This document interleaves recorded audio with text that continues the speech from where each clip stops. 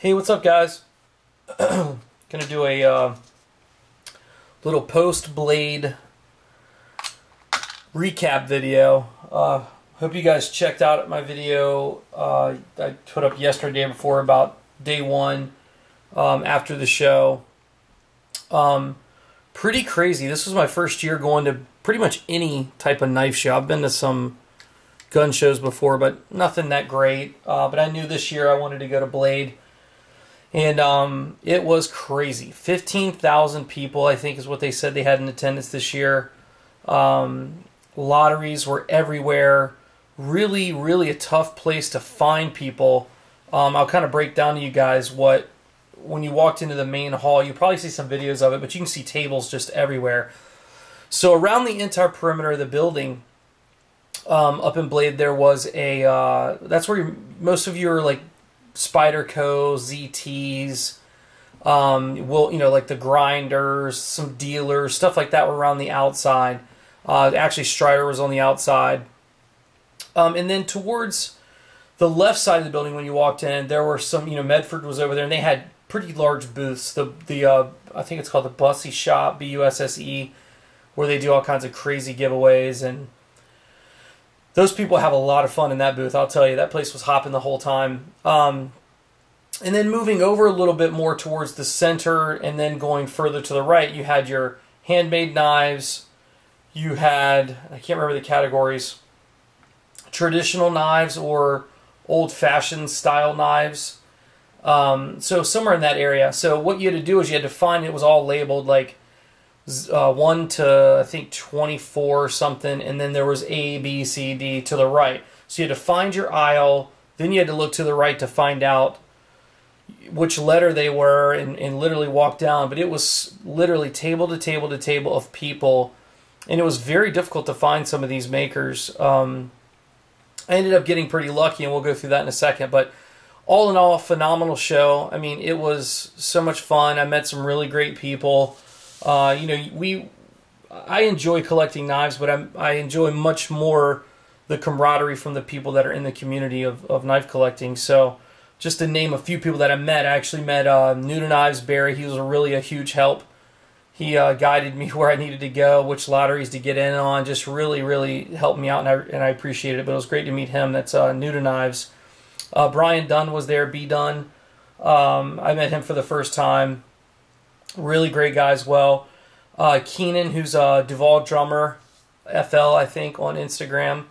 Him and I spent a lot of time throughout the show, and then he was also in that video we did the first night, after the first night on Friday. And then Anthony, who's Bucks Fever 10.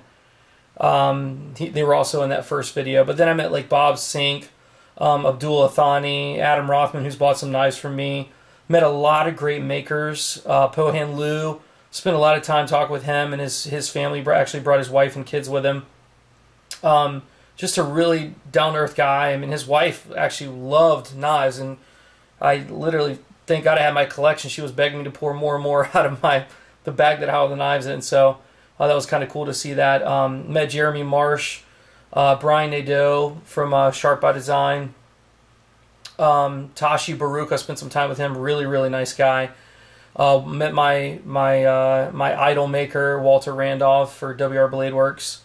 Talk about that in a second. I met Robert Carter, Jeremy Robertson, great guys. Michael Birch, super nice. Michael was not what I was expecting. Sometimes when you expect knife makers, you expect these big, tough, burly, getting in the field and grinding and stuff, and he just was like a normal guy and not what you would have expected. Jay Kovac, another nice guy. Stan Wilson was great. I got to flip that NFF non-flipper flipper. It was a very cool design, and it takes a second to get used to. So Brad Blunt, who I was really thankful to meet him. I actually scored a couple knives from him. Jason Stout, Ramon Chavez. I mean, the list goes on, and I didn't mean to leave anyone out. There's just so many people that I met that was just really great people. So, but anyway, let's go on to some of the stuff that I actually picked up. I got super, super lucky. I'll talk about the first things. I walked up, Barry was working, or helping, him and Brian Dunn were helping with Brad Blunt's booth. And Brad had a few I guess I don't remember how many there was, maybe 6 or 8 knives that he was lotterying off. And the way Blade Show works is it opens up on Friday, I think at 2 o'clock. But you can get a VIP pass to get in early, which starts at noon. So most of the guys that get the VIPs, which was a lot of them, there's a ton of people that got VIP passes. You pay a little bit extra for it, but it gets you in early. So what happens is those makers who had what's called a first come, first serve, those things were eaten up right off the bat. So if you weren't lucky enough to get a first come, first serve knife, then they do what's called a lottery, where you go around to all the different tables and the makers that you want, and you put your name on a little ticket, and then it goes into a bowl or something like that. And then what they'll do is periodically throughout the day, and they're usually timed, like some are at noon, some are at 3, some are at 3:30, some are at 4. Like Hinder and RJ, they have huge, big booths with people just standing all around them to get their, to win a lottery. And you have to be present at some of them. But some of them, they have this new thing called Beep Beep Lottery, where you put your name and cell phone number down, and if you win, they actually text you, hey, you won, come to booth, whatever number it is, and bring however much money it is. So the way the lottery works is you're chosen to be able to purchase the knife. It's not free. It's not like winning the lottery where you get the knives for free. So what happens is, though, they call your name and they'll say, bring X amount of dollars, you won so-and-so knife. Some of them they'll have, like GTC, what he'll do is he draws your name and you come up to the table and you get your choice of whatever knife is up there. Whereas, like Walter Randolph, you put your name in a lottery for each individual knife. So if there's 6 knives out there, you got to put in 6 entries if you want each one of those knives, or you only put in your name on the knife that you do want. So of course I put mine in every single one of them. But so anyway, when I first get there, I go up to Brad Blunt. I'm chatting with Brian and Barry. I fill out the lottery for them, and literally not even a couple minutes later, I get a text message that I won from Barry, the Brad Blunt lottery. I literally got there like 5 minutes before he was getting ready to draw, so I was super lucky. And I won the collaboration between Brad and Stout. So it's a Blunt Stout collab, and it's called the Overload. They made 2 of these, and this is one of them. So, and I was so excited. I was like, "You got to be kidding me! Please, are you kidding me? Are you kidding me?" Because I thought they were messing with me. So, no, I really, really did hit it. So, what you've got here is a blue anodized scales that are kind of roughed out after it was anodized blue, and then went back over and anodized, like they took down the corners and did it in bronze. Went back and re-anoded it. This is just such an awesome freaking knife, and has gotten a lot of attention. Most people that saw that I won this, I've gotten lots of emails, lots of text messages of people wanting to pick this up, but it is going absolutely nowhere. So to show you the blade, that's what they did for their I guess Maker's Mark Stout Blunt. It's got the Fuller hologram blade, and I tell you, this is a great knife. Ever since I've been home, this thing's been in my pocket. I haven't taken it out yet, other than to sleep, of course. But when I leave for the day, I come in here, look at my knives, and this is the one I grab. So it's just a great knife, great feel, great ergonomics. It's got the finger choil to where you can choke up. So to give you guys a little bit better look, you can choke up there. Fits my hand great. I like a larger knife, and this is a pretty thick knife, but it gives you 2 different purchase options on it. So this is the Stout Blunt collaboration called the Overload. This is one of 2. So really stoked to have this. Great action on this knife. Fires well, is very smooth. So I'm going to enjoy this for a long time. So anyway, so I hit that. Literally, not even a minute later, I get I'm standing there, I'm just backed away, like can't believe that I've won this knife. And then I had hit another one of Blunt's knives. I got a small arrestor. It's just a little bit too small for me, so I didn't keep it, but great action on it. Had the thicker blade. I really did dig it. It just was a little bit too small for my hand. So anyway, I was going to show you guys this. This is what I got this from Blade Show. I actually put my YouTube name on there as well as my Instagram, so people would know who that guy was. But so because I had a knife-based YouTube channel, I actually think I have a little over 2,000 subscribers now, which is crazy to me. But they sent me this to video around the show, and I got in for free. So that was kind of cool. So I guess having a YouTube channel has its perks.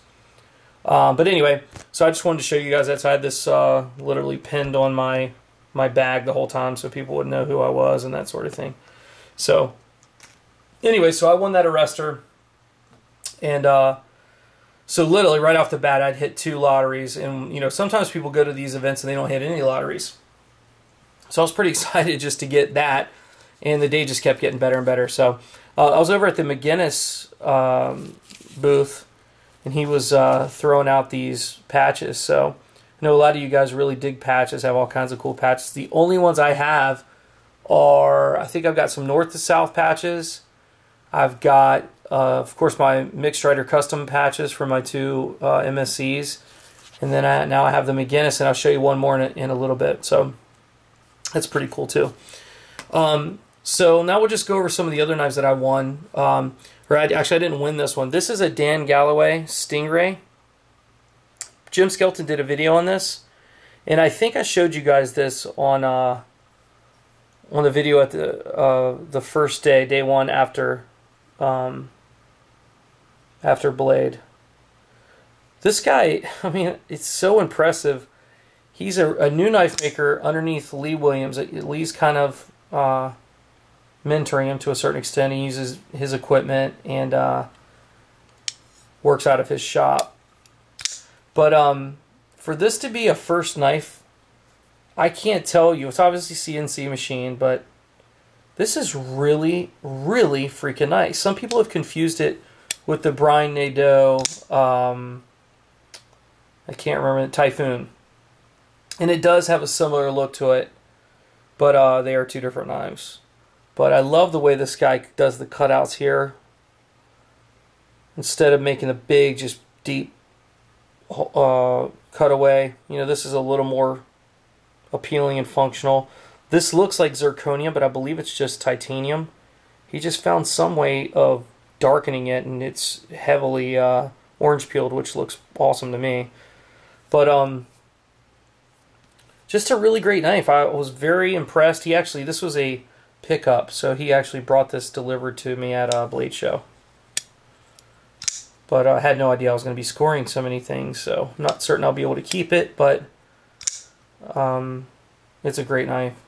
So I'll just put these up there. So Dan Galloway Stingray, awesome, awesome knife. Next up is a Jeremy Robertson M4. I hit this one in a lottery. It was actually the last one he did for the day, which didn't upset me. So this is a very, I tell you, when you look at this knife, it looks kind of small, and I wasn't sure if I was going to like it or not, but when it's in the hand, it's actually a pretty good sized knife. I was very surprised at how much larger it felt than what it looks. So but again, a very cool knife. Like the blade shape on this guy. Of course, I like the cutout in there. What he sat in the hardware. Just gives it a good look, even though it's heavily stonewashed. Even the blade's stonewashed. It's a very good EDC type carry. CTS XHP on this guy. So good lockup. Just a good knife. So that's the M4, if I'm correct on that. Next up is a Robert Carter F16. Hit this one in lottery as well. Towards the end of the day. I was actually texting back and forth with Robert. I could not find his booth. And I was at the very front of the building, and most of the stuff was towards the back. He was right outside, I think, Benchmate's booth. I just couldn't find him. This is a very rugged-ish Tonto EDC knife. It's the stone. It's weird how the stonewash came out, but and I can't explain what kind of wash this is, but it's really cool, and definitely would hide marks extremely well. Nice cool pocket clip design on that. He puts his maker mark down in the inside of the backspacer, and I don't know how visible that is. I don't know if you can see that down in there. He puts his initials. I think it's RJC and then F16. So this knife is really smooth. Doesn't look like it would be. Just looks like a rugged, rough, tough, get down to business EDC, but the grinds in this thing are pretty slick. Nice thick point on the nose here. So if you were to need to puncture through something, it would hold it. Nice grind, hollow grind. Really cool knife. So that's the Robert Carter F16. Since everybody else has theirs open, I'll leave that one open so that you guys can see. Alright, coming up to a couple of new ones. This is really neat. I'll show you guys this. This comes in an awesome box. The box, let me move this out of the way. The box opens up. Actually, I'll show you around the box. It's a Marfione custom. Open this guy up and comes with a nice pouch. The cool part about this is this comes off. So this is actually a patch, and it's metal, and it's pretty thick metal. I don't know if it's titanium. I'm guessing that it is, but it's a nice little case for this. It also comes with inside of here a heavy-duty metal certificate of authenticity. It's the Anax drop point stonewash 604V titanium. It's got a lanyard attachment, which I'll show you in a sec. Born on June 5th, 2014. Serial number is 56 by the maker Anthony Marfione. Marfione custom knives. And this is a big, heavy, thick piece of metal. So it's just kind of neat. You don't see this stuff very often. It just goes right in the bottom of the case. So the packaging is pretty cool on this. Some of the better that I've seen. There's a little magnet in the thing to keep it shut. So, all right, on to the knife itself. As I said, this is the Anax from Marfione, and this is an integral. So we'll get to all that in just a sec. Great pivot, great hardware, and it comes with a tool to actually move it. But you can see the milling lines on this from the CNC, but they're very subtle. The cool part about it, there's heavy contouring in the frame, in the scales, and I'll show you that in just a sec. But I'm just in love with this hardware. So going on to the back, you've got the patent pending lanyard attachment, and then your dagger logo with nice little dimples or cutouts, or they're not holes, so I guess they're dimples in the tail or back of the spine of the frame. And then this is actually this thing rolls once we move it. So let me show you the other side real quick before we do that. Again, same hardware. Nice little pocket clip. The ball in there, which is kind of Todd Beggish, but obviously it's done differently. Same thing with a pivot.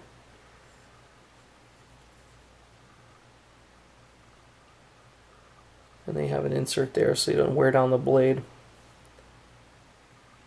on the lock bar. So, and as you can see, it's a two-piece. So it's a two-piece integral where it's made out of one solid piece here, but then they come back in. I guess it's similar to Todd Begg's bodegas, where he has that extra piece that he puts in here, even though his aren't integral. So, don't know if it's integral or integral, but I'm going to say integral for now. So kind of a cool design. So let's go ahead and show you these contours on the scales. So what you're looking at here is it literally drops in, and I hope you can see that, and then gets thicker in some parts, making it very, very comfortable to hold. Just a great looking knife. And then this is kind of a weird lanyard, but it's cool looking nonetheless. So, and it's anodized, as you can see, so I'm guessing it's titanium. And then this literally just screws out, so you can screw it out or leave it in. So we're going to leave it in for the purpose of the video. So let's talk about the blade. And I don't know the actual, I don't remember what blade, did they put the blade steel in here? They didn't. I might say it somewhere on the knife, but I'm not sure where it is. It's got a stonewash. This thing is so freaking nice. The jimping on the spine of the blade, it's a rounded spine.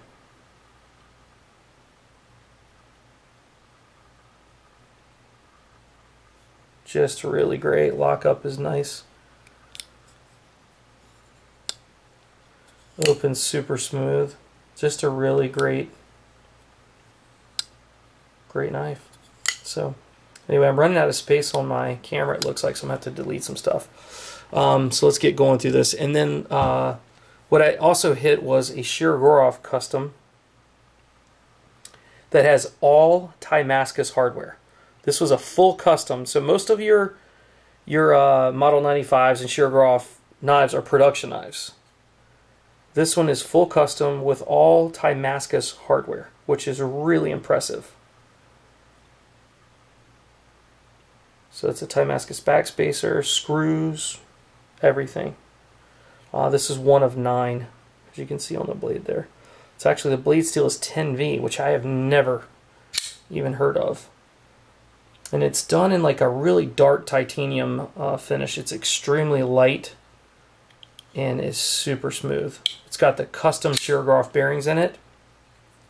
And somewhere inside of here, you can see that mark for the customs. So anyway, before this thing cuts off, I just wanted to show you guys that. This is a great freaking knife and a great score, and it was super expensive. It's at a table price of $2,500. But you know me and my Shirogorovs, I couldn't say no. And then last but not least, I hit the mother load. I hit a Walter Randolph WR Blade Works Typhon. He had 6 of these, and I literally was crossing my fingers to get one of these. Nice little case too, how this thing screws open. Packaging's cool. Check this baby out. Copper, which will patina nice. Copper pivot collar. Green micarta scales. You cannot feel the difference between the materials. A floating copper backspacer. I tell you what, Walter is by far, and I love a lot of makers, but he is by far my favorite. Look at the way he does the pocket clip. Same thing on this side as far as the bolster goes. Imagine that dead center. Flips like a machine with gorgeous hamon. The Walter Randolph WR Blade Works. Hydra on the front. And then IKBS. You can see on the mag's having a hard time grabbing it. I could not be happier to have scored for Walter Randolph, and it's a big one too. It's a big knife that's real thick and beefy, fits my hand perfectly. It's super smooth. This is, I told my wife if I hit a WR Blade Works knife, we could leave right then. I did hit it, and we didn't leave right then, but this is all I really needed to come home with in order to be happy with the show. But I came in with a lot more than that. Had a really, really great show. But isn't this gorgeous? This was the most filled out or entries as far as all of his knives in lottery. This was the one that had the most entries. It's just kind of cool. Not usually my style. More of like a tactical type knife, a little darker, and it's supposed to patina and age a little bit. And I'm more into the flashier, shinier stuff, but it's not like I'm disappointed. This is everything I could have ever wanted getting in WR Blade Works. So the cool part is too, by winning it, it put me in the Hydra on USN to be able to get his lottery knives and things like that that are only available to the Hydra. So stoked to be in that. I'm Hydra number 133. Anyway, guys, my camera is about to go. So that's my blade scores. Thanks for checking in with me. It's another long video tonight, but I'll try to update some stuff here and there and keep you guys in the loop. So thanks a lot, guys. I appreciate it. Take care.